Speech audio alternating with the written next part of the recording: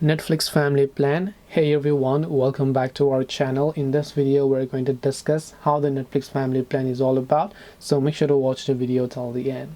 So if you want to actually find out what the Netflix family plan is all about, now it just depends upon what device you're watching. In this case, I'll open up a plan page of Netflix and where it says me to choose a plan. Now basically what happens is that if you have a family, you're most likely going to watch it in a TV.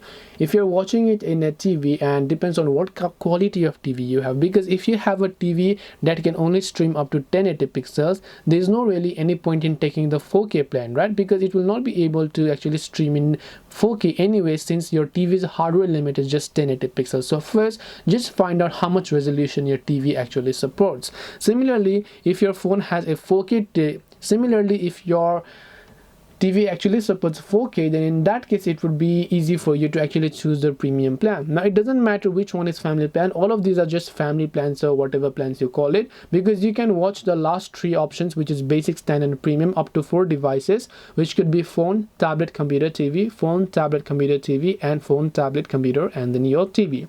Now the only difference being is that basic costs you $4 only from 720 pixels, standard costs you $8 for 1080 pixels, and premium costs you $10 for 4K plus HDR content, so you can actually view it in 4K with HDR. Now if you have a mobile plan, of course you can just select mobile if you'd like, but assuming depending upon whichever family plan you want, you can see the quality, you can see the price, and then subscribe to any of these.